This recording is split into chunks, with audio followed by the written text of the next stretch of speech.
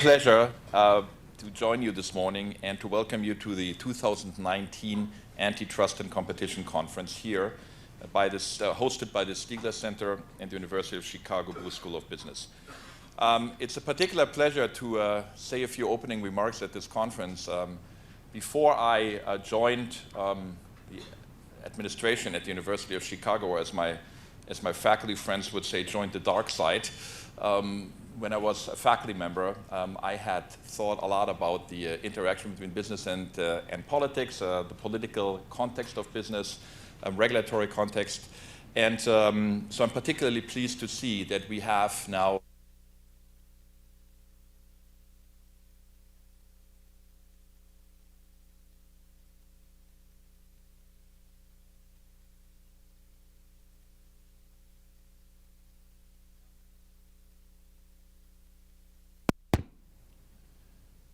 I can think of very few more important endeavors to talk about and to think.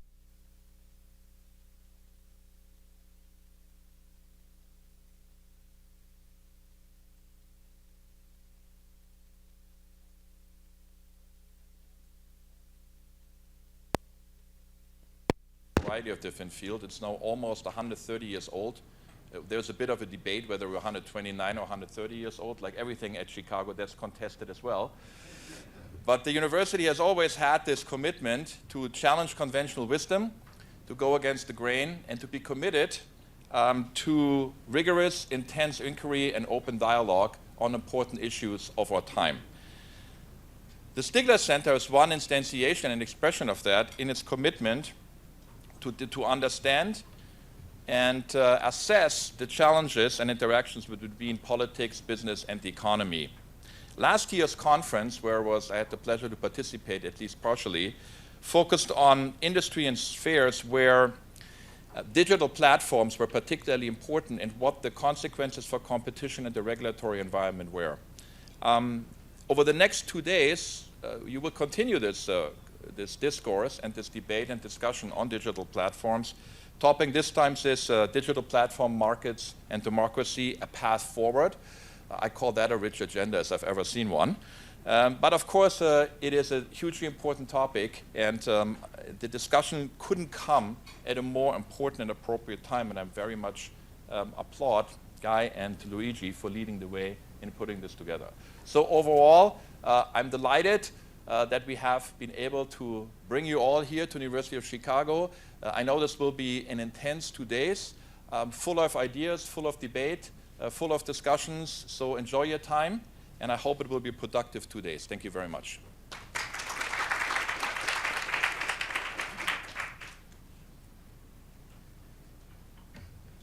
Thank you, Daniel, and thank you to all of you for having coming today. For those of you who don't know me, I am Luigi Zingales, and I am the academic director of the Stigler Center. And I want to spend a few minutes to give you why we are here today, what was the intellectual history, and what we try to achieve today, which is a very difficult task, but I think, as Daniel said, a very important one. So last year, we had a phenomenal gathering of economists, lawyers, journalists, venture capitalists, data scientists. I would say that was impossible to match it, but this year we have done even better. While there was a lot of discussion and there was a natural variety of opinions, I think that there was almost a universal consensus that digital platforms represented a new phenomenon, and they deserve to be studied in greater detail. There was also a nascent consensus that something needed to be done.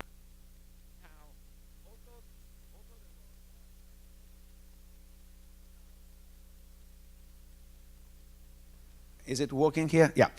So there was a consensus that something needed to be done, although there wasn't a consensus about what that needed to be done. The main reason for the disagreement, in my view, was the multidisciplinary nature of the effects of digital platforms. Digital platforms don't impact only the economic sphere. They also impact privacy. And if we talk about companies like Facebook and Google, they impact the media sphere and the political sphere as well. This multidisciplinary nature leads to two different problems. The first one, it allows each discipline to pass the buck to another one. and saying that they will do the job and is not in our sphere. Second, even if there were political will to do something, any solution that is elaborated only in one sphere will not work if it's not agreed, if it's not integrated with the rest. For this reason, at the end of last year's conference, we decided to organize a multi-pronged study addressing the digital platforms from a different point of view. After the last conference, we organized 4 subcommittees that will study the issue of digital platform, in particular Facebook and Google, from the economic point of view, the privacy point of view, the media point of view, and the political point of view. Now, a significant problem with scholarship around policy making in many areas, but in particular around digital platforms, is the influence or even perceived influence of corporate money and donations on think tanks, NGOs, and even universities. So to preserve not only the independence, but also the appearance of independence of the analysis, we recruited people who had not worked consultant or acted as expert witness for or against Google or Facebook in the previous 2 years.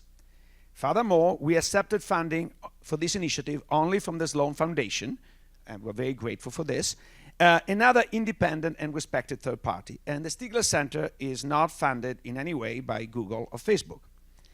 In spite of this limitation, and in fact, in spite of the fact that the effort of the people involved were not compensated, we were able to assemble 4 extremely high-level interdisciplinary subcommittees, all led by respected experts in each field, like Fiona Scott-Morton from Yale for the Economic Subcommittee, Leo Stravelitz, University of Chicago for Privacy, Guy Rolnick, University of Chicago for Media, and Nolan McCarthy, Princeton University for Politics. To preserve the freedom of inquiry, these subcommittees were charged with a very broad mandate. Identify whether the digital platforms represented a new set of problems in their sphere of analysis, describe the nature of these problems, and propose an array of solutions. So the member, we didn't ask the subcommittees to converge on a single proposal, neither across committees nor within each subcommittees. Not all the members of each subcommittees agree with all the proposals presented by their own subcommittee, let alone with the ones presented by the other subcommittees. Now, why did we choose this path? Because converging on a final proposal requires making a series of assessments about the magnitude and the various costs and effectiveness of the possible solution. These assessments are always difficult to make, but are particularly difficult to make when there is not much empirical studies, as is the case for digital platforms. And this is something that the committees will discuss at great length. So for this reason, we thought that the process of reconciliation could be better done after a discussion at this year's conference, which will bring together a broader set of people, including representatives from Google and Facebook. We also think that this unfiltered array of solutions may provide a useful reference point to any other committee or government agency interested in the problem. After all, as scholars, we're better able to identify the trade-offs rather than to solve them. As you will hear over the next 2 days, the 4 reports present not only a compelling case for action, but also a very powerful area of solution. We're bringing together not only the members of the various subcommittees, but more than 130 highly qualified academics, policymakers, civil society representatives, and journalists to discuss both our reports and a wide range of initiatives that are taking place around the world. We will debate similar studies carried out by different commissions, like the Jason Furman Commission or the Vestager Commission represented here by Jacques Remer, and the work of think tanks and academic centers, all focus on finding specific solutions to these daunting problems. The stakes could not be higher. At the beginning of the 20th century, the progressive era's choices on how to manage the economic and social impact of the third industrial revolution defined the shape of capitalism, not only in the United States, but in the entire world for the following 100 years. We are now faced with an equally daunting task: to manage the economic and social impact of the digital revolution. 100 years from now, our progenies will look back at this moment in history as the pivotal one where capitalism and democracy were either saved or lost. The responsibility is ours. It's not a small task or an easy task. But if the extraordinary set of people gathered at this conference cannot start drawing the path forward, who will? Thank you.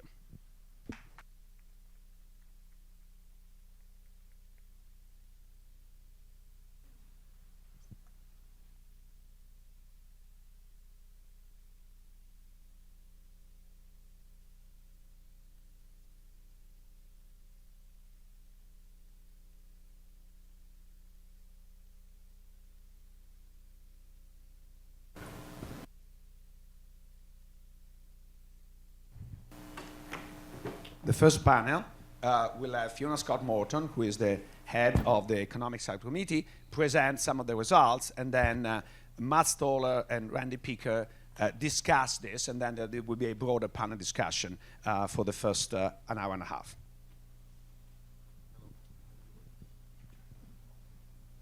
Hi, good morning, everyone. Just an introduction, because you'll be seeing myself quite a bit. I'm Philippa Ma, PhD student here at the law school.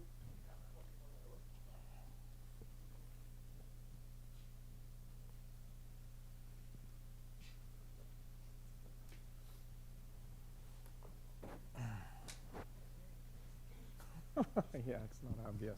Well, mine's working. Hi, can you hear? Yeah. Good morning, everyone. Just a quick introduction, because you'll be seeing me quite a bit in the next 2 days. I'm Philippa Ma, PhD here at the University of Chicago Law School. And over the past year, I've also been a fellow at the Stigler Center, where I had the privilege of working with Luigi, Guy, Fiona, and all the subcommittees into preparing the reports. I think that, which means actually that I know all the reports and the presentations, so my goal as moderators of these first panels, the panels and presentations, is to speak as little as possible and let everyone else in the room speak as much as they can.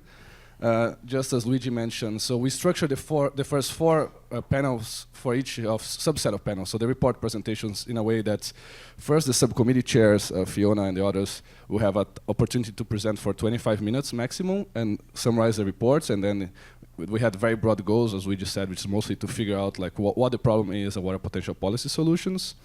Then for each report, we have two commentators coming from very different points of view. In this table is Randy and Matz, who we gave them a broad mandate, just comment on anything you want, and then give us your best shot, no? And they have 12.5 minutes to comment, and then finally we'll start a debate among the panel members and the table here, and then we open for Q&A with the audience for anyone who wants to speak. So that's it, and Fiona, please, is yours. I'm not sure which type of microphone is going to be the one that works, so I will keep both. Anyway, good morning, everybody. Thank you very much to Luigi and everybody at the Stigler Center for organizing this excellent project. I also should start my remarks by thanking the other members of the committee, Jamie Morgenstern, Doug Melamed, Roberta Katz, Ariel Izraki, Pascal Bouvier, Jean Kimmelman, and Bruno Julien, each of whom lent their expertise and insight to the project, along with good humor and patience with the process, which I greatly appreciate. So, do I have slides? Yeah. I do.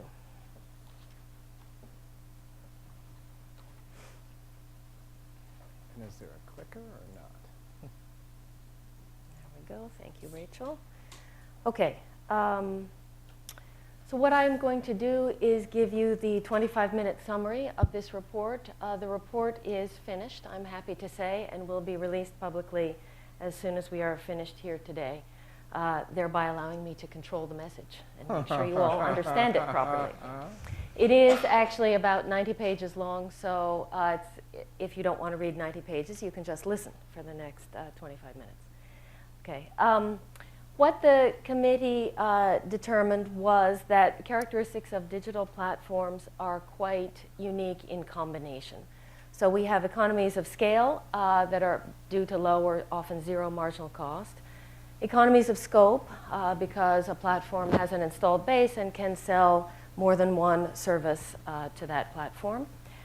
There's very often increasing returns to data. So the more dimensions of data I know about a consumer, the more I can extract from that consumer. And there's often network externalities to these businesses, so they're prone to tipping, and they're often two-sided. So the result of that is that you have large firms, you have a concentrated market structure, and to the extent there's competition, it's competition for the market rather than competition in the market. In addition, consumer behavior really increases market power, and I think this is an underappreciated point. But we have the behavioral economics literature, now 30 years old, several Nobel Prizes, theory and empirics, all pointing to the way that consumers actually behave. And they actually behave with a number of biases, important ones being status quo or default bias and impatience or hyperbolic discounting. What does that mean? It means that consumers do not scroll down to see more search results. They do not multi-home on competing platforms. They do not change default settings. They do not replace default apps. They do not test if they would get a different answer if they used a different service to search for something. So what does that mean? It means demand is not very contestable. Entry is expensive because consumers don't move. The entrant finds it hard to attract consumers, and therefore you have little entry, and this high concentration previously noted persists. Entry is therefore super valuable, and the report makes clear whether the entrant is vertical, horizontal, successful, nascent, potential, another large platform. Any kind of entrant increases competition. Any kind of entrant provides choice, different features, different quality, or the threat of those options spurs the incumbent to run faster. So entry is valuable to consumers. It generates lower prices, higher quality, and more innovation, and entry raises consumer welfare. But in these markets, we tend to have lack of entry. So if market structure is concentrated, competition comes from entry and the overthrow of the incumbent, and the entrant is going to find it difficult. Why? I previously mentioned entry barriers, network effects, scale economies, entry barriers like myopic and inertial consumers, and then we have anti-competitive conduct like exclusive contracts, bundling, technical rules, and potentially acquisition of the entrant, acquisition of the small entrant by the incumbent platform, when that entrant represents nascent or potential competition. So all of these things together mean that we can end up with a situation where the entrant is not providing the competition that consumers want. What harms result from this problem? Well, we have the normal set of harms: price, quality, and innovation. So prices, advertisers may pay markups for online ads. Consumers may pay markups for services, and I'll come back to that. Quality is a big issue here. Digital businesses learn by using high-dimensional, large data sets to explore every nook and cranny of consumers' behavioral biases. So this is about a platform knowing what you are likely to fall for and giving you the kind of content that will take advantage of the lack of self-control, the impatience, the over-optimism, the status quo, all of these problems that consumers have. So for example, selling makeup to depressed teenagers is something that a platform can do by reading your email and understanding your patterns of video watching and where your location is and so on.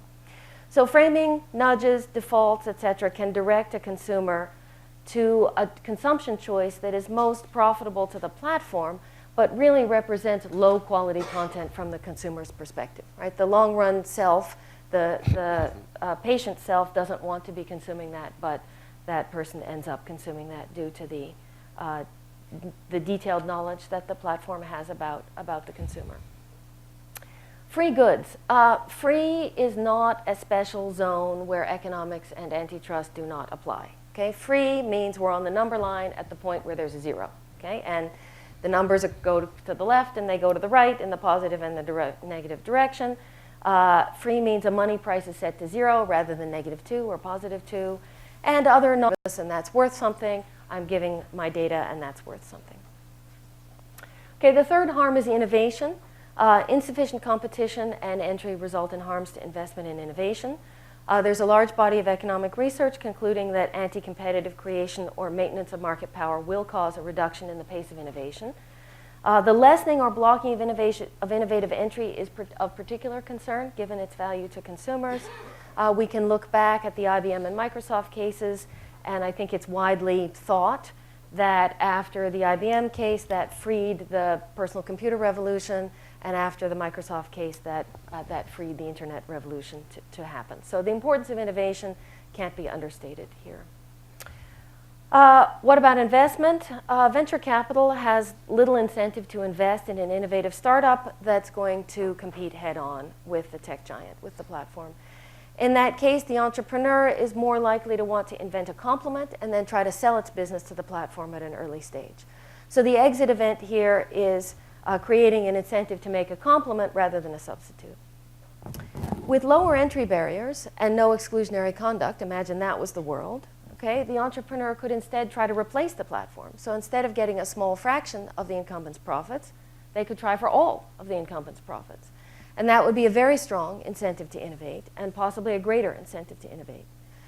So that's one issue. But a direct substitute is not the only threat to market power. There could be disintermediation by a complement. A platform's complement might be able to directly access consumers and serve the platform's customers itself. Platforms often set technological requirements and policies on their platforms and could use those to reduce this threat of disintermediation. Platforms could supply key complements themselves so that they don't have to worry about this disintermediation. Okay, so what did the committee conclude about solutions? The first thing to highlight is that while some markets may self-correct, we conclude that self-correction in these markets is very unlikely. That prudent public policy should not rely on this problem fixing itself, that there's substantial risk and cost to inaction. Technology moves fast, the situation may get worse. So it is not, in our view, a time to do nothing and wait for this problem to fix itself. There are two basic options I'm going to outline, an antitrust option and a regulation option. The antitrust laws already exist, though the US has not enforced these to the extent of their capabilities in recent decades, nor has the US developed experience using these antitrust laws to enforce in the area of digital platforms. There is no US regulator to do the things that we think are necessary. Let me talk about antitrust first. Tech platforms are challenging for existing antitrust enforcement. Why is that? Well, markets tip because of the strong network externalities, and economies of scale are large. So effective antitrust enforcement is unlikely to generate fragmented markets even in the best of all worlds. Okay? However, enforcement on the merits in the first stage to make sure that there's competition for the market, and then preventing exclusionary conduct in the second stage so that the existing winner continues to compete on the merits, that would definitely increase competition in our view, so we want this antitrust enforcement. However, antitrust law and its application by the courts over the past several decades have reflected the now outdated learning of an earlier era of economic thought, and the direction of change in recent years continues to make effective enforcement harder. So we propose in the report, likely to be effective, we likely need reform to the law, we likely need reform to legal doctrine, and we need improved economic tools. The specific tools needed are highlighted on this page, and I think these are all quite important. So what would be necessary to successfully bring an antitrust case in this sector? I think a better understanding and ability to communicate to courts the role of behavioral biases. So first, the creation of entry barriers due to these behavioral biases and the market power that they generate, and the effect on quality of content. The fact that quality becomes low and therefore quality adjusted prices are higher. So measurement of that quality in light of zero money prices and the implications for quality adjusted prices are really important. We're going to have to develop those. Then tools to assess the impact of potential competitors and nascent competition on consumer welfare. We need to get better at that, and courts need to take that with the seriousness it deserves given its consumer welfare impact. And then we have to work on market definition. What are consumers substituting between? Is there competition on the platform between complements? Is there competition between two different platforms? What's the nature of competition? And then there are many kinds of exclusionary conduct patterns that exhibit themselves in these markets, and so an analysis of the specific exclusionary conduct in question is going to be necessary. Probably, we suggest that it might be worth creating a special competition court that would hear all private and public antitrust cases, because this would generate a set of experienced judges that would become aware of all of these issues and understand how to measure them and the complexity and the trade-offs. Antitrust necessarily looks backward, so vigorous antitrust enforcement and successful government litigation could result in the ability to create remedies to restore the lost competition. Okay? Oh, Rachel, how do I get my screen back?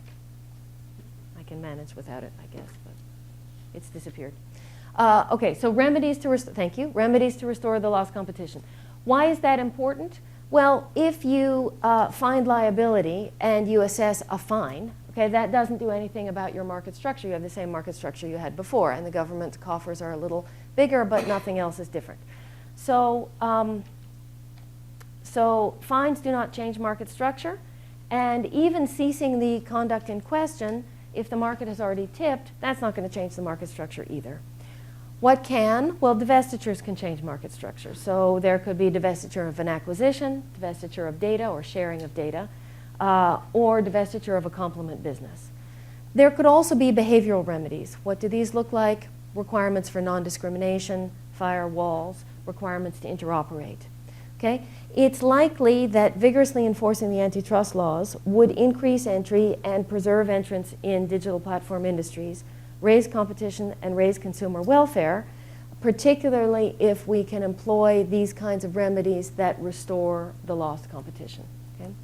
But it could take decades. Okay? Why? Because we have to change the way we enforce the law. So to move faster and tackle problems beyond antitrust, the committee suggests that Congress could create a complement to increased antitrust enforcement, which would be a digital authority. And that digital authority, as you'll hear later in the conference, might have other tasks like privacy. But one important focus in our view should be the creation and preservation of competition. And there's 3 ways to do that. 1, create general conditions conducive to competition in digital markets. 2, create some regulations that apply to basically everybody. And 3, create some regulations that apply only to companies with bottleneck power. What do we mean by this? Bottleneck power is held by platforms where consumers primarily single home, and obtaining access to those consumers for the relevant activity by other service providers is prohibitively costly for that reason. Okay, so what are these 3? And then I will conclude. These 3 areas of regulation we recommend. So how do we make these markets just at baseline more competitive? One thing a regulator could do would be to routinely collect data and, to the extent possible, make that data public. We have, for example, Data Bank 1A, which is airline ticket prices, and that's partly why academics work so much on airline markets, because they have good data. And we know a lot about behavior in airline markets. We need to establish the same kind of thing here. Secondly, light touch behavioral nudges when they'll make markets more competitive. For instance, when you get a credit card offer, the annual percentage rate has to be in a large font and in bold. Okay, that's to help consumers figure out the dimension of competition that matters. Facilitate open standards. Areas like micropayments could allow for negative prices. Digital identities could stop a source of market power. Internet of Things could allow for more interoperability. These kinds of open standards would really help with competition. The Digital Authority could also regulate by engaging in merger review, and we recommend that the merger review shift the burden of proof to the merging parties, so that the merging parties would come to the Digital Authority with evidence of why their transaction increases competition and benefits consumers. The Digital Authority could enforce against both exclusionary conduct and foreclosure potentially more quickly than courts, and that would be a benefit in a fast-moving marketplace. Digital Authority could create data portability. For instance, if I could take all my purchases from Amazon and move them to jet.com, then jet.com could recommend things for me to buy, which is what Amazon does. They take the things I bought yesterday and recommend that I buy them again. So that algorithm is not the barrier, it's the data. That's the barrier. So creating data portability might really help. And should Congress request that the Digital Authority could oversee a mandate for interoperability in a market where Congress thought that that was important because market power was entrenched and we need more competition. And then regulations for platforms with bottleneck power. Here We step up the volume a little bit because the cost of false negatives is higher in this group, and the public interest requires a more interventionist approach. So here, merger review again would be for any size of acquisition, just because the nascent and potential competitors here are super important. And it might be worth thinking about developing business-to-platform regulation of the kind that they're working on in Europe to protect and enhance competition between complements on a platform. The Digital Authority needs to enforce against anti-competitive bundling and foreclosure and monitor strategies that require single homing by any side of the platform. So single homing entrenches market power, and if a platform is trying to make its various sides single home, then that could be a way to reduce competition. So that's a very brief tour through these regulations. I'll come back just to antitrust remedies quickly, because I think that's been a little bit lost in the public debate. When a company has been found liable for violating the antitrust laws, there is this requirement that the authority devises a remedy to restore the lost competition. When that remedy is something like divestiture, okay, so divest Instagram and WhatsApp is what we read in the paper all the time, that's relatively straightforward because it's a one-time event. But in some cases, a more effective remedy might be behavioral. So there was an article I read recently saying that the real answer for Facebook would be to require interoperability. But that requires ongoing monitoring. That is not something the Antitrust Division or the FTC is set up to do. And you want a digital authority if you're going to have remedies like that, because a digital authority can oversee data sharing, can oversee full protocol interoperability, can oversee ongoing non-discrimination requirements. Okay, so in conclusion, while there are downsides, of course, to both increased antitrust and new regulation, regulatory capture, pace of innovation, the costs of no oversight are much higher than I think we all thought a few years ago. The balance of harm has shifted significantly, and therefore policy should respond. And antitrust works well when agencies are quick and when courts enforce the law well, but even in the best world, that's not a complete solution. You need a partner, you need the regulator to handle all the non-competition topics, and also to create a competitive environment at baseline. Okay, to lower switching costs, protect every type of entrant. And I think if we do these things, these two policy instruments can create healthy competition in the digital sector, and I think we need to move on this topic, or we risk leaving our children with a market that we're not so happy with. Thank you very much.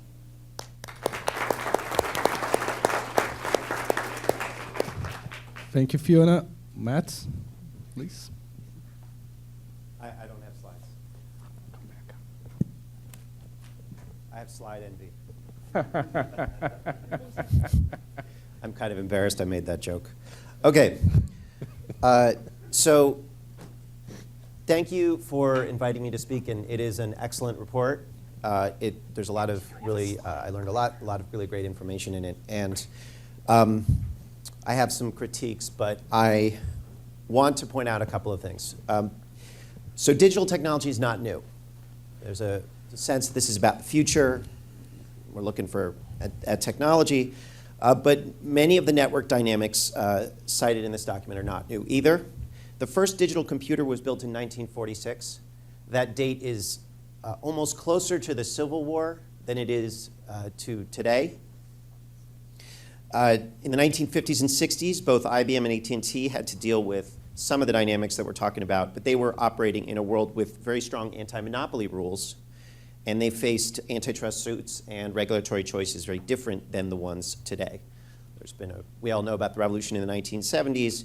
In the 1980s, because of this intellectual revolution that was focused on economic modeling of consumer welfare, we saw the emergence of some of the problems that we're dealing with today, which are more political problems than they are technical ones. So for example, the capture of the operating system bottleneck of the personal computer architecture by Microsoft and battles throughout the 80s and 90s over software products were a preview of seeing one entity owning and exploiting a platform and using it to overwhelm complementers. Software was not unique. Monsanto based its business strategy for seed genetics on Microsoft's business model.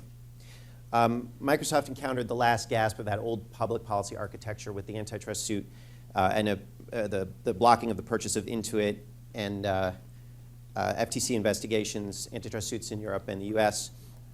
But Google, Facebook, and Amazon were born native in a legal environment conducive to concentration. There were roll-ups in online advertising, communication network facilities, online retailing, and so forth. Now, these companies operate amazing technologies, but big tech is concentrating power in frightening ways. Crisis in local journalism, spread of fake news, reduced entrepreneurship, political corruption, radical inequality, both within the population at large, within the corporate world, what we're seeing in Myanmar, and potential end to competitive markets. And this is a crisis. So now there's a backlash to the backlash that created these giants. Okay. Concentrated financial power that we're seeing is alive in our politics in a way that it hasn't been for 80 years. And we're seeing a return to a more traditional skepticism of concentrated power. So this report is part of a global conversation. Australia, UK, Germany, EU, France, Israel, Japan, we're all in this learning moment together. Okay. And one of the things that I think we notice is there's this creation of new language to describe these both technological and political problems. So I have 4 basic critiques of the report. So first, I take issue with whether the problem of tech platforms is correctly problematized, correctly described. So I see a sort of a democracy gap in this report and some of the other reports that I've read. So the basic framing here is that our markets are healthy but at risk. Antitrust law is intended to promote economic welfare but hasn't been adequately enforced, and that these companies are bringing beneficial technologies but have downsides that haven't been mitigated. But are we really thriving? Is that really the purpose of the antitrust laws, what John Sherman called the Charter of Economic Liberty? And is it really the case that these large companies have brought us wonderful technologies and we must now mitigate the ill effects? Or is, as it was put in a parliamentary committee, is Facebook a digital gangster? It's a very different framing of the problem. We have kill zones and monopolies. We are not thriving. The failure of Margrethe Vestager to have meaningful impact on ad markets in Europe suggests that tweaking around the edges doesn't work. We are in a lot of trouble. Okay. The point of the law is efficiency, and that suggests economic modeling is the underpinning of the law. But as the report shows, we can't really measure most of the impacts here. We can't measure innovation. We can't measure a lot of the nudges. We can sort of do experiments, but it's not the same as sort of standard price theory. And as my colleague Lena Kahn pointed out in 2017, our businesses, like Amazon, have mapped their strategy around gaps in law and economic measurement. Just saying we need to study more and measure these things we can't measure isn't going to address the problem. Another way to think about this, an alternative frame, is what Senator John Kennedy said last week, which is some of these tech giants are so big they're not businesses, they're countries. Another perspective is Chris Hughes, the co-founder of Facebook, who called the company he helped create a threat to democracy. There's a long history here. It goes back to mid-century fights with fascism. But if the point of the law is free and open markets that support democracy, then we must act, and we must act now, without regard to the economic modeling that has fundamentally failed us. So there are other things we can do to accelerate the process. Congress or legislatures around the world could pass laws simply breaking up these companies. All right, let's also re-examine the assumption that these companies are truly innovators who have brought us the future, as opposed to financial conglomerates who have captured technology created by others. Take Google. Google's founders invented a web crawling method and a way to use data, but since 2001, it has merged its way into becoming a conglomerate that has organized the innovative techniques invented by others. So these are creatures of public policy, of failure to enforce mergers. Okay, my second critique is that these digital platforms are not one thing. Digital platforms have commonalities, but these business models embed themselves in very different markets. The online ad market in which Google operates is quite different than the fleet of airplanes run by Amazon to deliver packages. Bayer Monsanto is seeking to become a platform, or is a platform, as are many companies throughout the economy. Regulating the use of data by farmers requires very different expertise than regulating the use of data by bounty hunters or online advertisers. If every company is becoming a digital platform, then is anyone actually a digital platform? To draw an analogy, I look at data and I see it's not just one thing. It's like a wheel. Data is a component of many things. It's as if we looked around and said, there seem to be a lot of wheels these days. We need wheel regulation. Planes, trains, cars, and wheelbarrows all have different regulatory frameworks, different experts looking at that problem. So this leads to my last critique, which is that creating a new agency, and I love what the digital authority, the mandate for the digital authority, and I like the idea of a competition court, but it begs the question of why our existing institutions aren't functioning. Because the digital authority exists. It's called the Federal Trade Commission. It has the FTC has the authority to do much of what the suggested digital authority should be doing. It has the authority to collect data, investigate, and research industries. You can just listen to the chairman, Joe Simons, our chairman for previous years, saying we have all the authority that we need, and we research these things, and we have all these experts, and we're great. We can do this. The FTC, as Commissioner Rohit Chopra has pointed out, already has the authority under Section 5 to engage in rulemaking around unfair methods of competition. This is broad authority that remains unused. So I'm going to quote Clifford Durr, who was an official from the 1940s who helped construct the defense industrial base to defeat the Nazis. And he complained, he said that the biggest problem that he had was officials not doing the jobs they were authorized to do.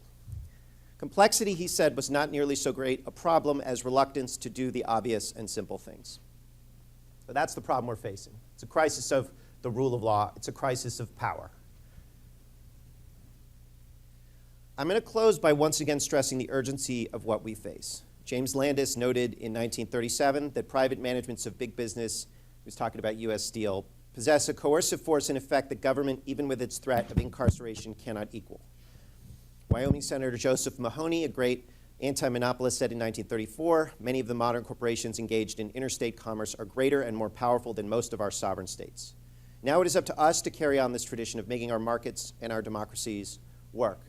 And I appreciate this fine report in helping us to do that, but we have to recognize the scale of what we're facing, and then it really is a choice between democracy and letting, a choice between whether these institutions are fit into our democracies or whether our democracies are fit into the business choices of these business leaders of the three large companies.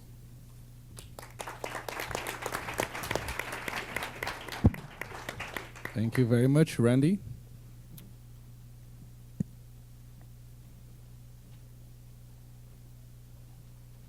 Thank you. So I get 12 and a half minutes, so I'm going to go fast. I do urge you to read the whole report. It is a long document, but it's a really good read, especially if you're here, you're interested in these issues. Really thoughtful, really interesting, provocative in many ways. So I urge you to read it. I'm going to talk about two issues. I'm going to talk about some economics, and then I'm going to talk about some law. When I took price theory from Gary Becker many years ago, Gary made clear that I needed to know two things to do economics. People optimize subject to constraints, and markets clear.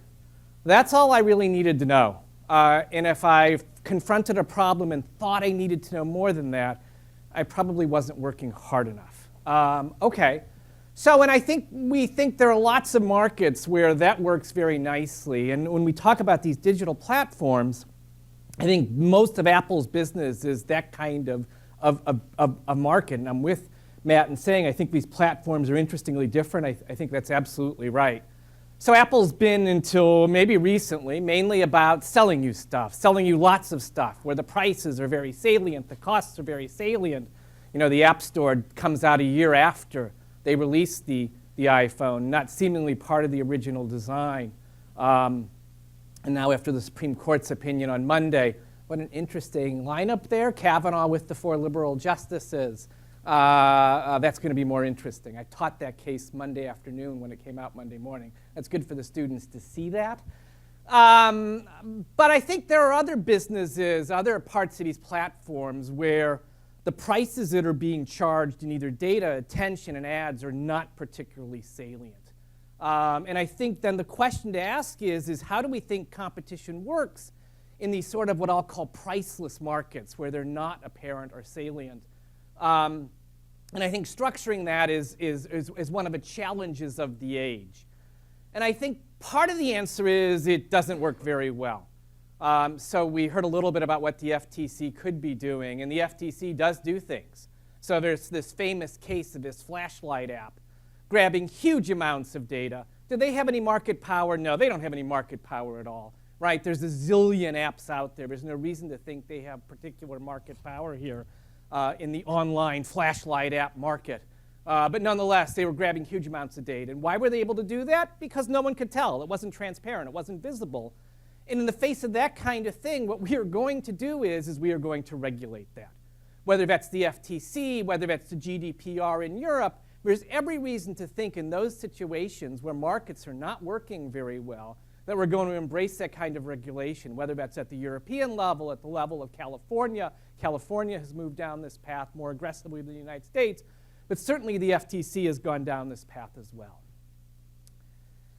I think when we're talking about that kind of competition then, when price is not visible, price is seen as zero, we should think of that as a kind of pure quality competition. I am going to choose whatever I perceive to be the best apps. In a world in which I have finite attention and finite time, it's not about cash prices, right? This is all free.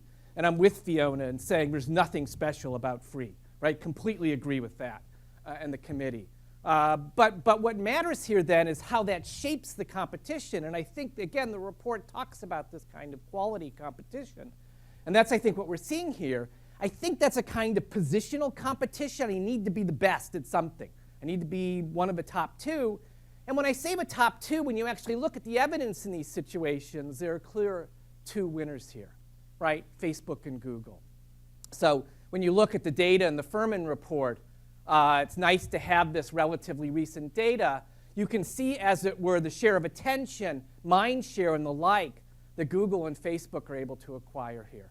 And their models are based upon data, based upon ads, in a way that Apple's has not been, though they're moving into services. Amazon had not been, though they're becoming an advertising company.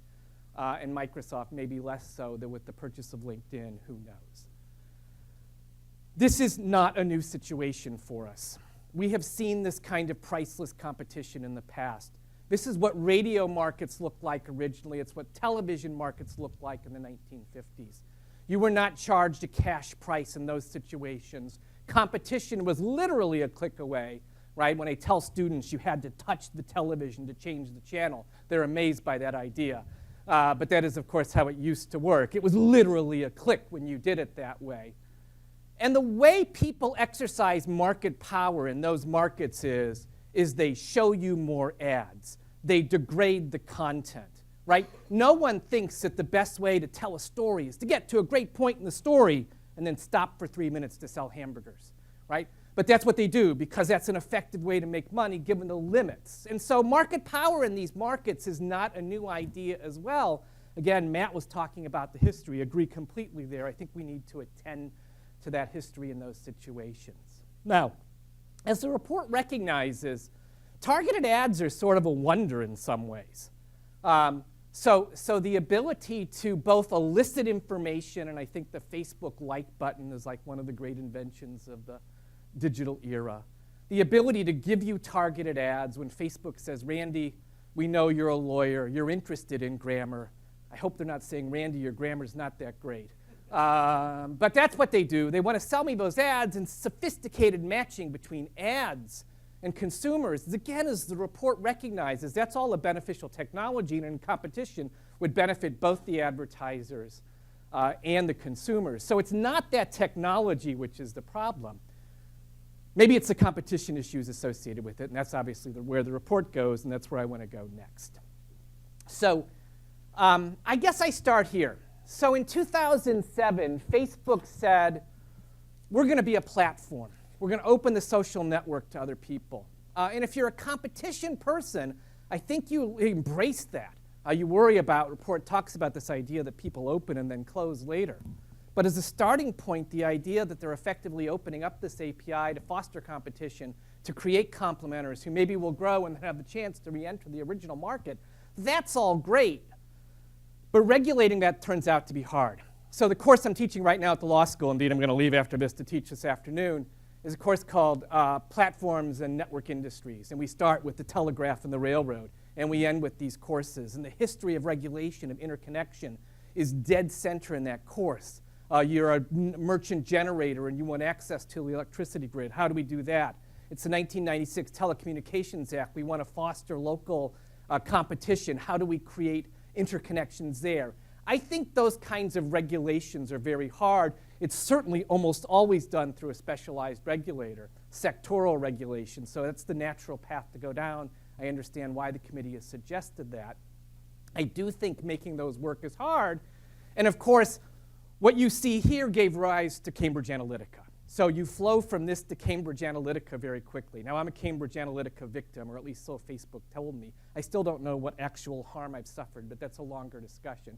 Maybe the privacy people will answer that when we get to them. But in any event, Facebook does that in 2007.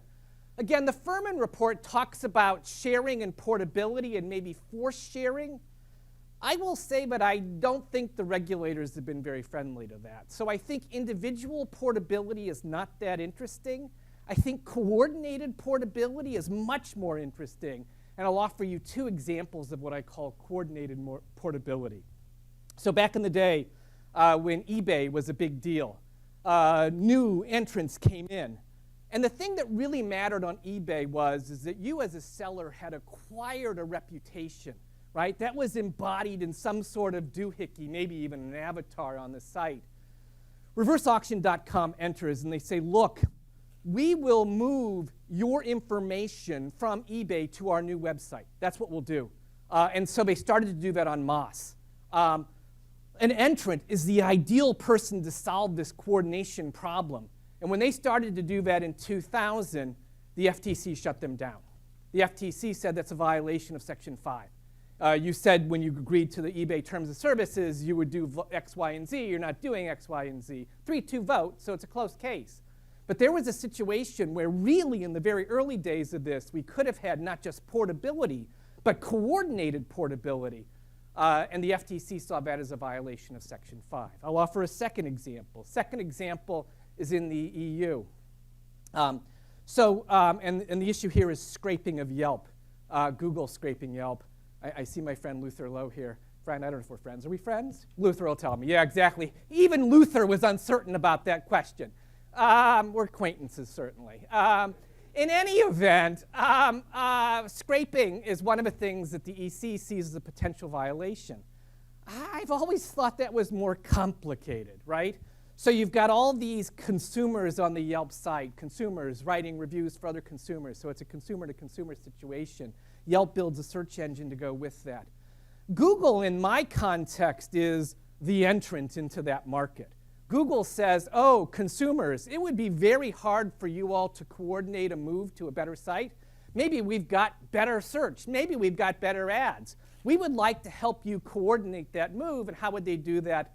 They would scrape to do that. Again, the EC didn't like that at all. So here are two situations where we could have had these kind of coordinated portability, right? Individual portability, as Fiona says, no one really changes the defaults. That's not very exciting. You need a competitor to do that.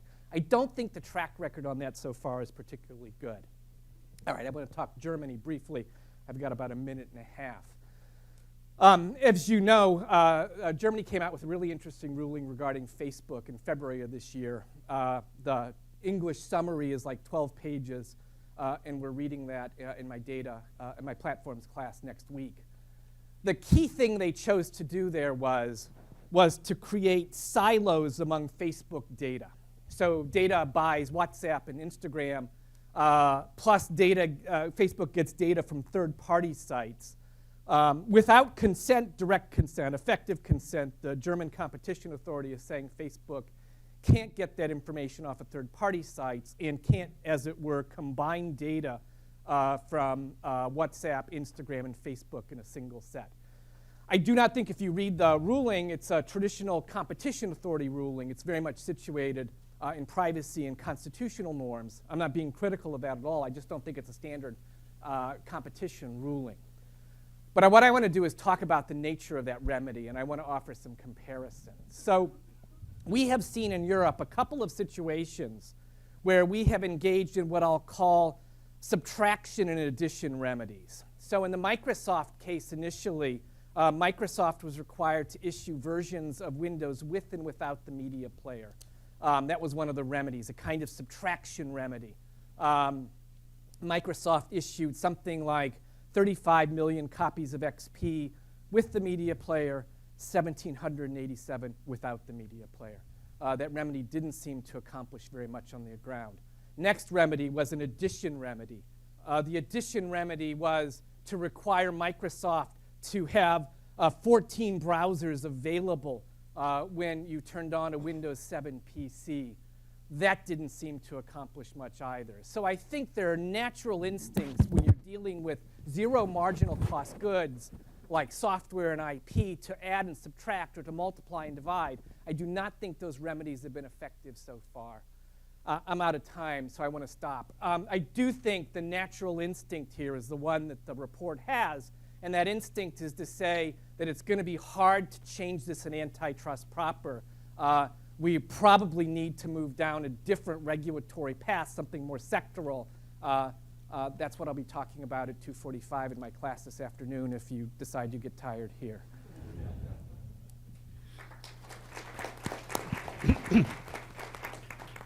Thank you very much. To start the debate, we have Ariel, who's also a committee member, who's going to give some remarks, I guess. Thank you very much. So I took some notes as we were going along, and what I thought is I'll make some comments both to trigger discussion and also to highlight some of the areas that I find personally most interesting. I think the first thing that I would like to highlight, and I believe we all agree, that the core question here is an old one. And it is whether the markets can self-correct, whether markets can truly deliver on their promise. And the question is therefore, what's new? Why is it that suddenly this becomes controversial here in the US? In Europe, it's slightly different, obviously. We're coming from a slightly different culture. And following up on Randy and Matt's comments, it's true that there's digitalization has been here for a long while, to the same extent also market power. But what we do have is a radical change in market dynamics, and that's something that we all have to stress. We have new technologies, we have new dynamics, we have the ability to capture the gate, we have the ability to control the interface, to control the levels of supply, to control the awareness of consumers of outside options, to control everything, and to harvest data, harvest information, and do so from the moment you wake up. And this will continue until the moment that we as a society wake up, because there is nothing there that is going to stop it. So the velocity of what is happening, the scale, is something that we have not seen before. And this is really the key issue here. The key issue here is that we have now market power that if you were to look at it in traditional goggles, sometimes it might not trigger intervention.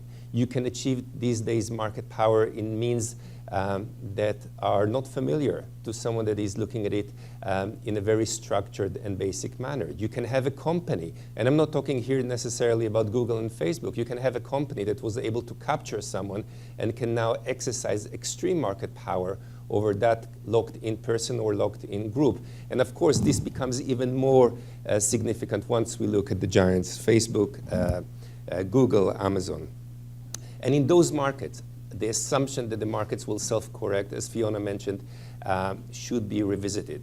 I think it is extremely clear that already we face limited competition in those markets, but also limited competition for those markets. And this is something that should encourage us all to think about it very carefully. And this is the reason for the move, and this is why this event is so important.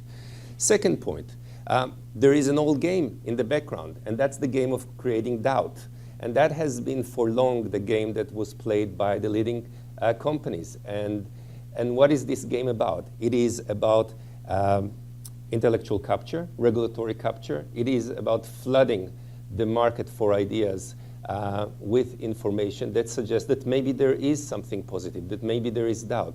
And the whole legal system, if you ask yourself why antitrust has been unable to move as effectively as many people expect, the whole legal system was based on that doubt. Based on that doubt and the assumption that the market will self-correct. And therefore, what is required from the agencies is something that they may find, even if they have the incentive to intervene, even if they have the motivation, they may find it extremely difficult to build a case that will actually pass the threshold, the legal threshold that was created, but it was not created just by the court. What is important to realize, it was created through a process of lobbying, a process of cultivation of very specific ideas that might have made perfect sense under a different market scenario. I'm not here to suggest that they don't have a basis. Of course they do. But when you look at them today, what you should see is certain clarity. Clarity that the system is to some extent ill-equipped in the way that it is designed to deal with this issue.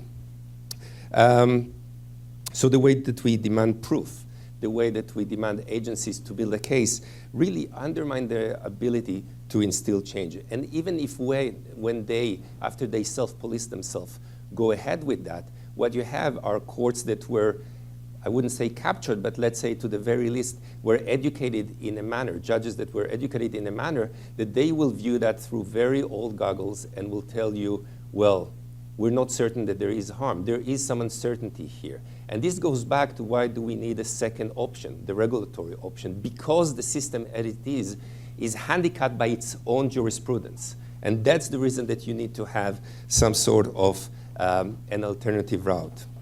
That takes me to a related topic, the idea of false positives and false negatives. And this is another thing that once we accept that should move or should help us move towards some sort of a change. When we look these days at the ability of the market to self-correct in the case of false negative, we should have serious doubts. I'm not saying that it is impossible. Of course, everything is possible. But when you look at the likelihood, I think, and this is something that probably goes against some of the ideas developed by some of the people in this room, but I think at the very least you should assume that the cost of over and under intervention is the same. You should not have the idea that under intervention is not as costly because the market will correct itself. Look around you, the markets do not seem to correct themselves, either because of acquisitions, either because of network effects, or because of the dynamics of innovation and investment. So we're at a very important junction. It's a real key junction because there is a momentum, there is a social momentum, there is a political momentum. And in this junction, you have two paths. One of them is towards an inclusive economy. And one of them is the easier one in many ways. It's the one that says, let's just keep the status quo. Let's not do anything. And the important thing to understand is that that path serves very particular interests, because if you do not do anything, this is not a static environment. In a dynamic environment in which we are, you will find yourself dealing with much greater problems and with greater inequality, greater problems when it comes to welfare, and if you take it outside the realm of antitrust, with greater capture that will make it even harder for you to act. And for those of you who say, yes, but enforcement is costly, there are problems. Of course there are problems. No one here argues that intervention is costless. No one here argues that there are no mistakes. But think of it like those who refuse to vaccinate. Vaccinations are not costless. And yet all of you will find it very annoying if you're going somewhere and the whole community there has measles. You will say, oh God, I mean, don't they understand that there is a greater good? Don't they understand that even if vaccinations are problematic, still it makes sense as a society? This is the way to look at it. The way to look at it is that there are, of course, problems. Nothing is perfect, but some sort of action is required. Okay, so what are the options that we offer? One is an internal view, and this is the idea that we want to tighten enforcement. We want to tighten the whole approach under antitrust and competition law. And here, words of Judge Diane Wood from a couple of weeks ago are actually quite important, as she highlighted the need to reconsider the scope of antitrust, the antitrust narrative. And that draws attention to the effect that some economic analysis has had on the goals of US antitrust. In Europe, and I'm not suggesting that the European system should be some sort of a benchmark. But in Europe, we at the very least accept that competition law serves as an instrument to promote societal interests. So we have consumer welfare, but the way we view consumer welfare is about more than just whatever we can measure. In other words, what counts is not what we can easily count. So it's not just the only things that you can count for, and the only thing that can be measured are the things that competition law aims to protect. Competition law has a wider mandate. And it might be the case that in the US, within the limitations of the US system, you have to reconsider how narrow should US antitrust law be. And whether if you continue with a narrow approach, you might drive US antitrust into irrelevance. And when you do so, people here that care, and I think most of us care about antitrust law, should not complain when suddenly you come up and you wake up to political proposals that try to override antitrust and come up with solutions that run against the logic of antitrust, that could chill innovation or chill competition. So there is an interest also for those who do not seek greater enforcement not to drive antitrust into irrelevance and not to create some sort of, let's say, a social atmosphere where citizens feel that the competition dynamic is not serving them. Andrew Terry, the chairman of the CMA, spoke about it on the fact, only last week, on the fact that when you have markets that require regulation, it would be a mistake not to do so. If you are aware of the environment in which we are and the need to adapt to changing market environment, this is something we all have to do and drive towards. Is antitrust perfect? Far from it. Are remedies effective? Randy says no. I think that's absolutely the case. A lot of the times, leading companies are able to, at the very least, dilute the remedies. We have examples, even very recent ones, with some criticism towards the way that Google implemented some of the remedies. Randy mentioned Flashlight app and how this is an example of the FTC doing something. And indeed, it is a good example of the FTC dealing with Flashlight app, harvesting information without informing consumers. How effective was it is another element, because now Flashlight app does inform you that it is harvesting your information. And if anyone here wants to go to page 16 of the terms of conditions of Flashlight app, then you're very welcome to do so. And that's another thing that highlights just how limited it is. And that brings us to maybe the supplementary element that we're proposing, the idea to have some sort of a regulatory intervention. Why? Because even if you run something through the antitrust path, what you have are behavioral remedies that require a lot of intervention and monitoring, something that currently antitrust agencies are ill-equipped to carry. And such a regulatory agency can do that, can engage in something that is costly, but might be almost optimal option as far as we are concerned at the moment. And we take note here from the Foreman report about the idea of creating an agency that deals not only with the monitoring, but also with a certain regulatory function. And this, in many ways, is probably the way forward. So this is not to replace antitrust, but to understand that if we are able to create an environment where the interests of the companies are aligned with our interests, because we put in place ex-ante measures that basically force them, drive them to create policies that are in line with our interests, we will all benefit. And to some extent, those companies will benefit as well, because when you speak with the leading companies, they are not too thrilled to find themselves being accused of abusing a dominant position every now and then. So to the extent possible, they would rather have an environment which has more legal certainty and more business certainty. So that's the idea that stands behind it.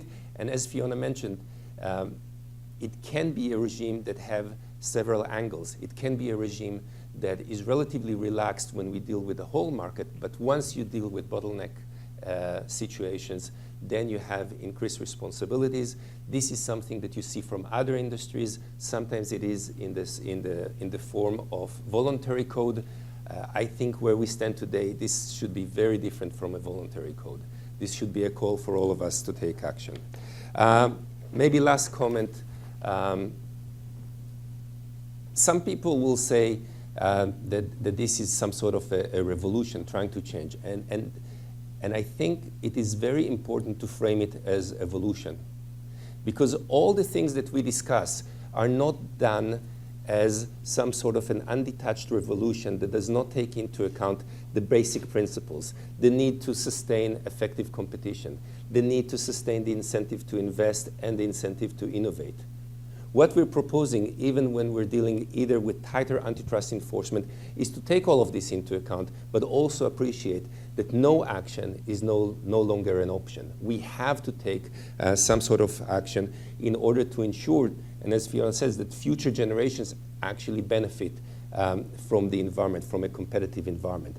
So I don't think anyone in our committee, and I assume in other committees, is proposing to take a change where you condemn bigness just for the sake of bigness, or where you say, let's break companies just because we're unhappy with something. The proposals we put forward, at least to our understanding, are very measured in what they're trying to do. They're trying to sustain all the things that we believe are drivers to competition, but also at the same time understand that you can no longer just play the game of, but we have doubts, but we need to wait. Because if we play it for too long, we might be in a very different reality in years to come. Thank you very much. Thank you, and I think to just start the debate, I want to build on this last point. So do we have any actual evidence of harm? I think the first task of all the committees was to look at like what are the problems and make a diagnostic of all the problems. Do we have evidence of direct harm, or are we mostly like afraid that these companies became too big, they became nations in itself? So I'll love to take any text that you have on this topic. Randy, do you want to start? No. This has got to be Fiona. Fiona? Her committee. You know, the way you find out about harms is that you open an investigation and you subpoena documents, get discovery, and look at them. So I think the people on this committee are not well positioned to tell you about the insides of these firms because that's not where we are.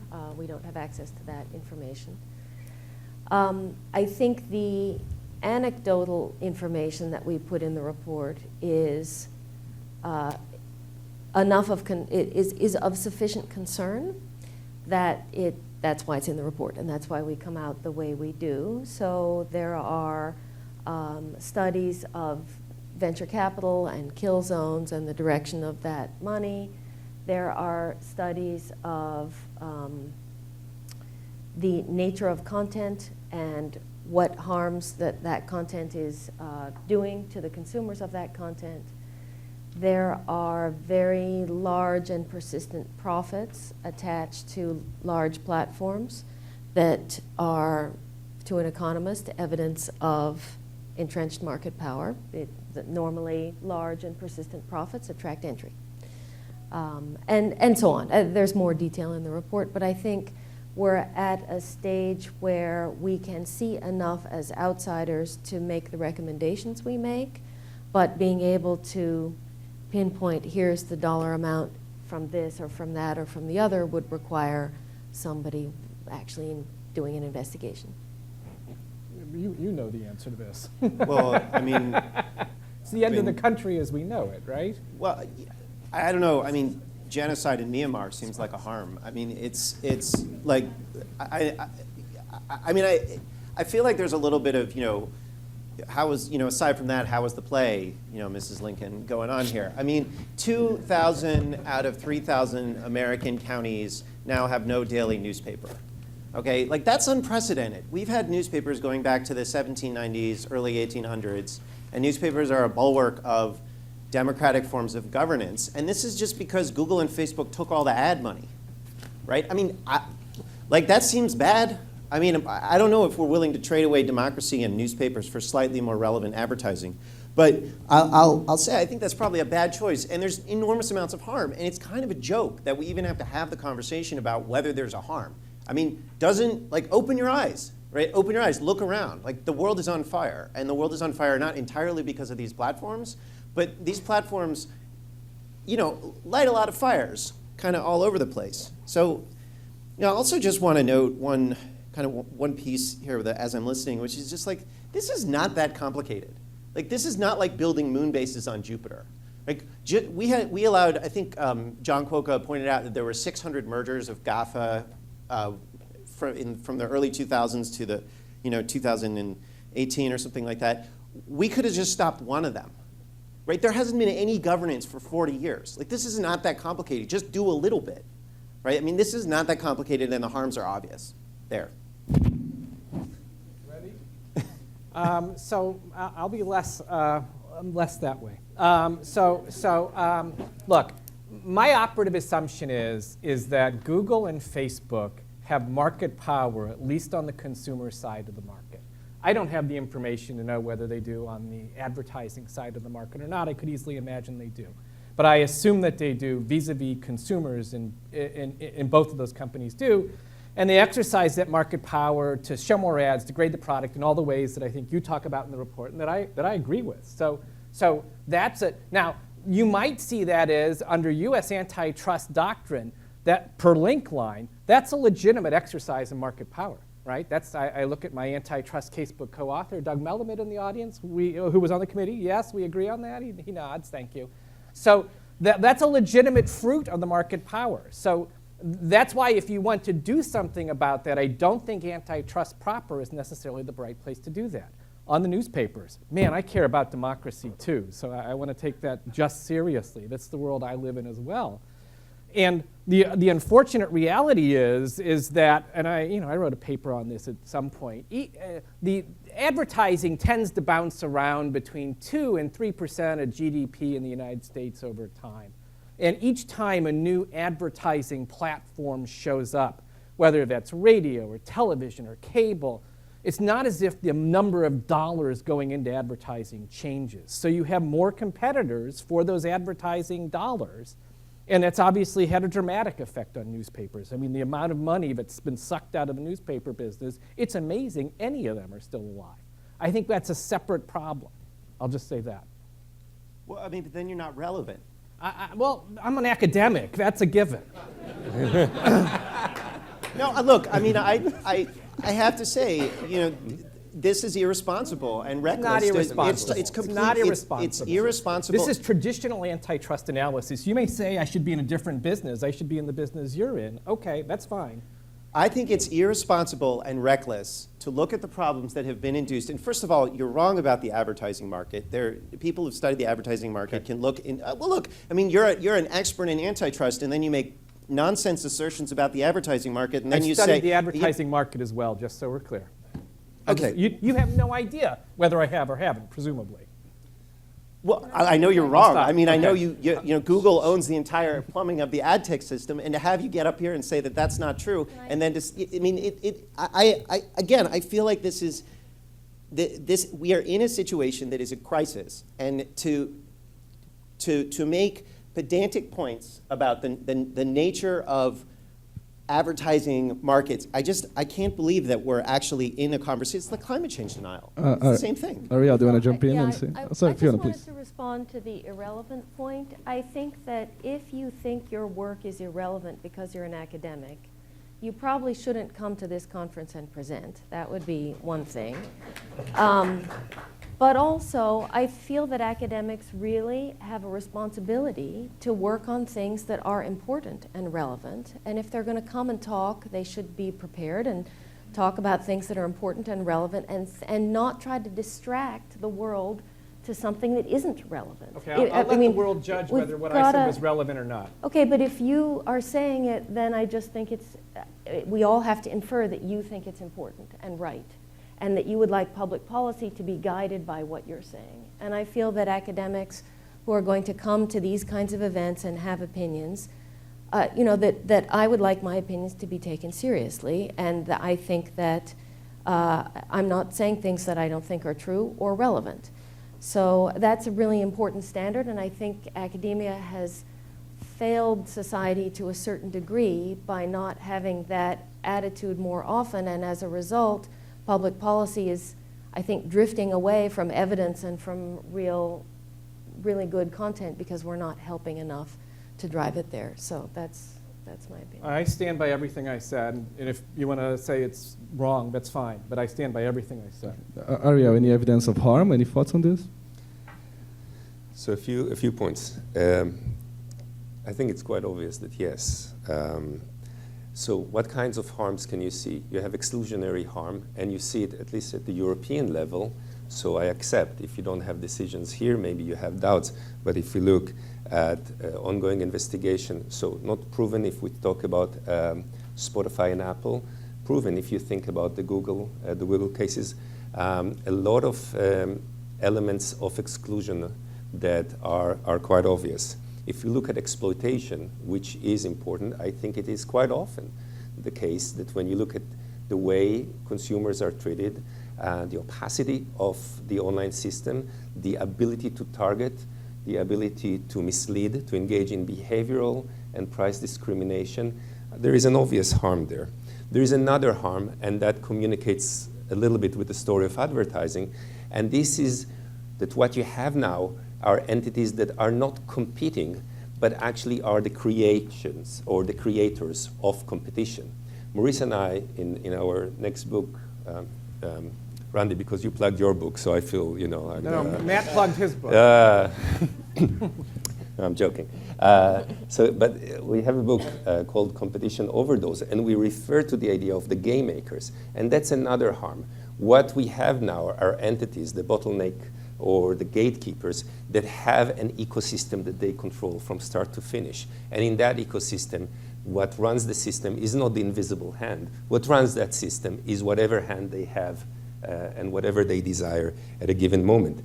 And if you focus more closely within that system on the story of advertising, then it is true that in that story, money flows from one direction to another. But the system for advertising is designed in a way that if you put in $100, the publisher will get roughly between $30 to $40, and something like $60 disappear in the middle.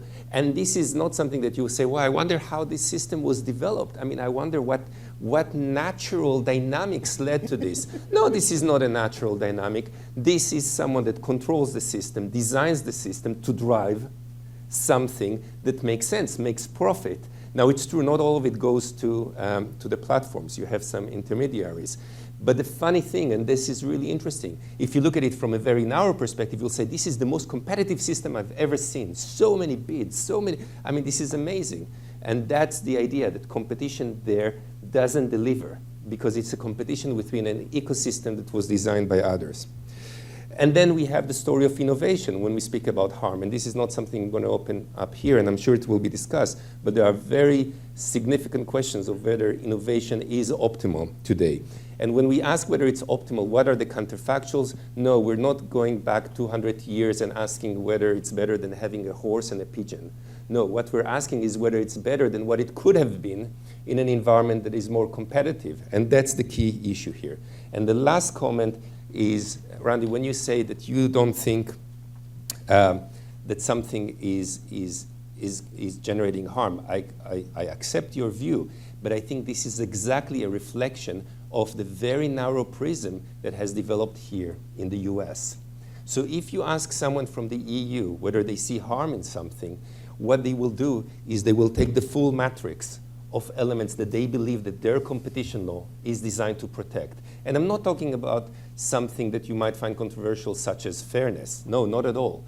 I'm talking about things such as consumer welfare, distortion to the market, the ability to undermine competition. So all these words that you will find, of course, in case law also in the US actually have some sort of significance. And this is why the answer might be different. And I absolutely accept that your answer might be different, because competition law develops as a social construct, and it is rising from social reality and political reality in different jurisdictions. So it is okay that in the EU will think that something is problematic, and in the US you will think it's not. That's the whole point. I think what this conference is about waking up and saying, should you continue thinking that there's no harm, or should you change the prism? But you are not using competition policy in Europe. You've run 3 cases against Google so far to solve Matt's concerns.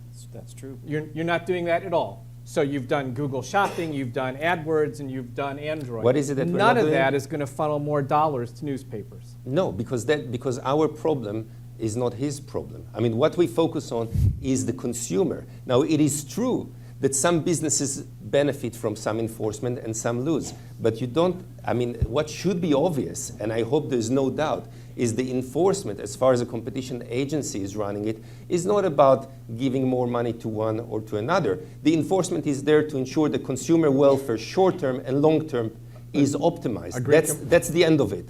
And what we see as the consumer welfare might differ. And what I would urge you is maybe to be part of a movement that tries to widen possibly the scope of what is considered harm in the US. So it might still not help you. Well, that's the okay, world. So I'll just mention, in terms of the advertising, trends in advertising, we have an example of a market that is functional and relatively new, and that's the podcast market, fairly decentralized, and for legacy, sort of almost accidental reasons, it's not vertically integrated. Apple doesn't really do anything with its podcasting app, and as a result, advertising, production, and distribution are all separated, and so the ad money flows to people that have audiences. And so you see the development of a diversity of, and so and you see the opposite. You see vertical integration in the online ad market, and so you see consolidation into the hands of the intermediaries, as you've pointed out. Okay, now let me pick fights with everyone. What's happening in Europe, except in Germany, is I think I agree with Randy on that. I don't think that there's anything really meaningful going on, except exploring how to bring suits that don't really change anything. And that's significant, and I think it is that focus on the consumer that's fundamentally a failed model. Antitrust law, at least in its original incarnation, is about protecting open markets and competition. And I think Diane Wood said this, look, it's not a, what's that phrase? Antitrust is about protecting competition, not competitors. And what she pointed out is if you have to protect competitors for there to be competition. So really, this is not something where Europe is doing a great job just because Europeans are doing something and Americans are doing a bad job because Americans are doing nothing. No one's doing anything particularly useful. We're having the same problems everywhere. There may be a little bit. So I would really disagree with you, and the reason is not because Europe is doing amazing things, but Europe is doing things. And one of the reasons in Europe things are not happening is because of the externalities from the game that you have here, and the fact that you have people from here, policymakers, warning of the discrepancies between Europe, and this chills innovation. She said it explicitly in an interview with Frank Forrest. She just said that would be outrageous to break up Google. Google is a private company, and it would be crazy to do that. But I mean, this is a philosophical problem, and it is much a problem among European officials who believe in this ideology that came from Chicago. I mean, you can pretend you don't, but you are. You guys are like Diet Chicago School. Okay, with this. Okay, let me just. I like the idea of a diet. I like the idea a lot, actually. But I mean, you have, if you ask people to speak in context, you have to understand the European system. The European system, Regulation 1/2003, require us to use behavioral remedies, and a structural remedies is only relevant when the behavioral remedy is not effective. So when Vestager says that structural remedies are not on the table, she is representing a system. That's not what she said. She said she didn't believe in it. She said it was an outrageous idea. It was a philosophical opposition. But it wasn't actually an administrative opposition. A few issues. So one, this explains to you why there is a need for this market regulator that we discussed. Because if your ideas are correct, and I'm not sure they are, but let's say that they are, then it will be for that market instrument, the digital agency, to consider them. Personally, I think as long as antitrust can provide a remedy that does not involve breaking a company, then antitrust should explore that. Does this mean that you should? Why does it matter? Let me jump in here. But why does it matter if a company is broke? Who cares? Wall Street breaks up because that's the way that incentives work. That's the way that investment work. And as an antitrust authority, you have responsibility to take care of the signal that you release to the market. Why is it so sacred that some legal shield not be split into two legal shields? Why? Who cares? Let's hear from No, I the want to hear audience. the Hold on. defense. I want to understand this obsession with not breaking up companies. I mean, it's all it is reversing a merger. I think we should hear. We have an amazing panel, everyone in the audience, so I would love to take questions. And please, questions are short and with a question mark at the end, I think. Yeah, wait for the microphone. Okay.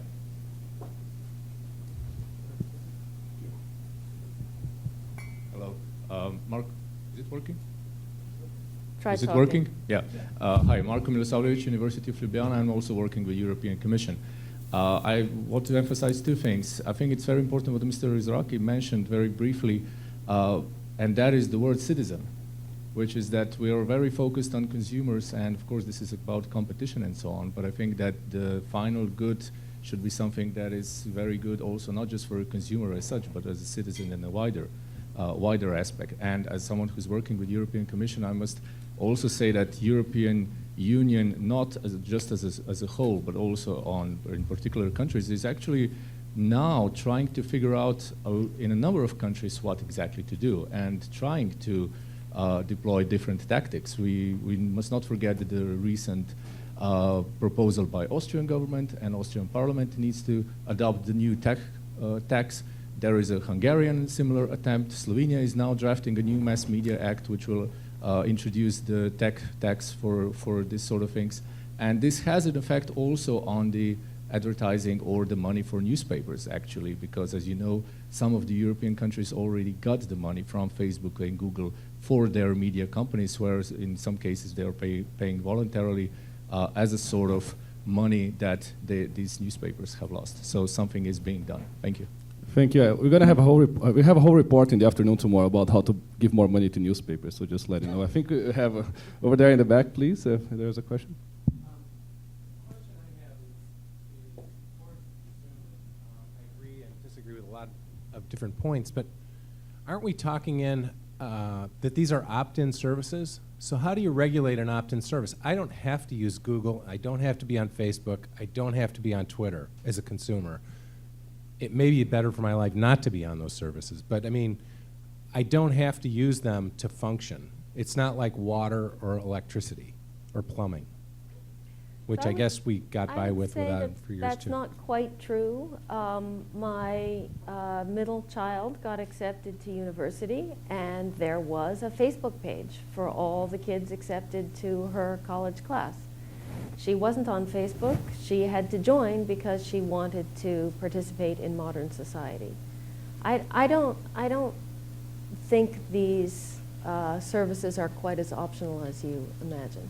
You also don't need to fly, and yet airlines are regulated. I mean, not so well, to be honest, but... You're also not a publisher that needs to distribute their content. Like if you're a publisher that needs to distribute the content, you have to use Facebook and Google to distribute your content.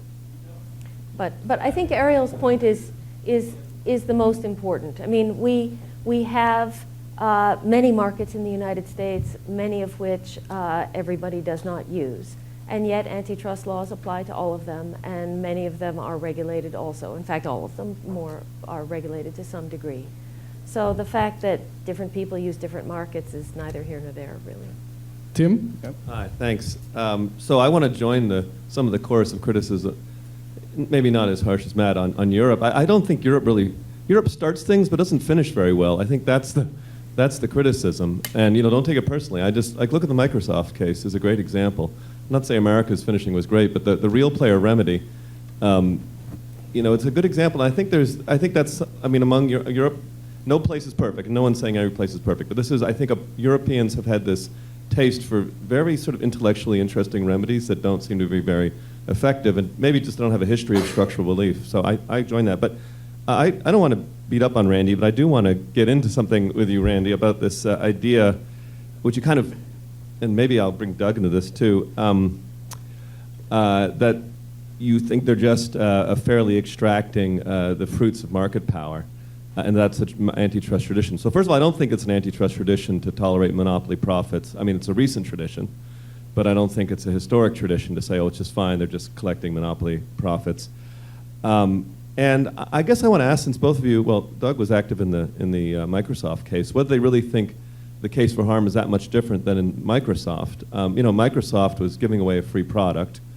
And the problem and the sense was that this was a monopolist that was trying to prevent serious competition, therefore maintain a monopoly, and the harms were the harms of ongoing monopoly. And I think here you have the same kind of harms of market power or monopoly power, which are what happens in the absence of competition. Well, you have two obvious things, both of which you have increased advertising load, which you already alluded to, and to say that's not a harm. I mean, compare the Facebook page from, say, 2010 and now, and it's a completely, obviously there's a massive decrease in the quality of the product. And the second is the idea in the absence of competition due to a serial acquisition campaign.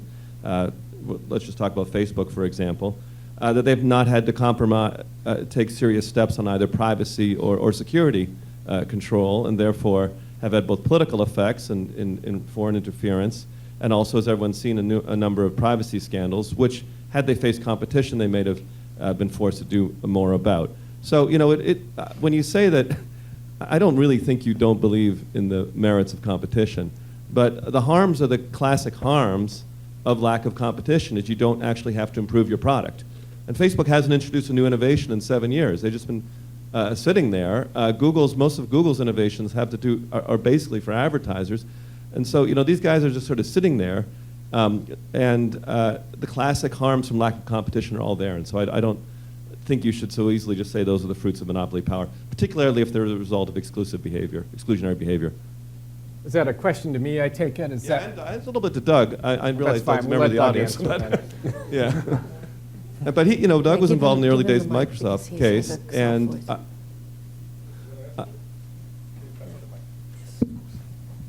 I wonder what he was thinking back then. Thanks for the opportunity, Tim. Look, U.S. antitrust law basically has it's very simple, two elements.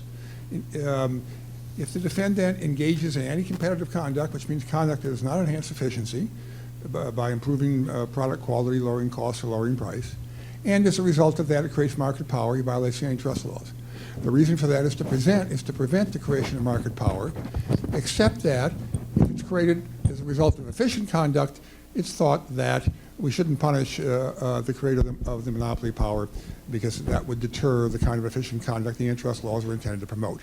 Seems like a fairly coherent system to me. I'm a member of the New Taft movement. I want to modernize antitrust law, not throw it out and replace it with a kind of populist new Brandeis. You can achieve a lot of benefits in terms of reducing the incidence and the costs of market power if you make antitrust effective within that conceptual framework. Now, you could imagine doing away with it in the following respect. You could imagine, as Donald Turner proposed 60 years ago, a judgment that an enduring monopoly over a long period of time has proven that it is surrounded by such high entry barriers that the costs are so great that busting it up after its founders have earned the rewards of their success is not going to create the disincentive effects that an overly aggressive antitrust law might create. And you might want to bust up firms on that theory. No one's come up with criteria that would make that workable, and you still have to face the questions that Scott keeps Matt keeps suggesting can't be answered, but to which there are obvious answers, which is, do you really want to bust up a company and incur all of the disruption costs and all of the loss of scale economies and scope economies that such a bust-up would create, especially if you believe that network effects will cause a retipping and no long-term solution of the problem. So these are empirical questions you can study, and I believe in the spirit of New Taft, we should be studying those empirical questions and improving the antitrust law within the basic conceptual framework that Randy was talking about. Well, with this, I think we reached the end of our time. Yeah, so just let me make sure that everyone understood Doug's very important point. You break up a company that has network externalities, 4 Facebooks. Everybody wants to be on the same platform with their friends. You wait a year, you're just going to have Facebook again. 3 of them fill. So, well, but I think if you really want to restore the lost competition, you need to think more creatively. I just want to say one last. Wall Street, Doug, Wall Street does stupid things all the time. It breaks up companies all the time. It screws up all the time. And it's fine. It's not a big deal. You make mistakes. Who cares? You fix them. Well, with this ending, I'm just saying, we're just putting a small interruption. It's not rocket science. We're going to continue this debate in 15 minutes when we have the Europeans saying whether they're doing good things or not. So thank you very much for a terrific panel.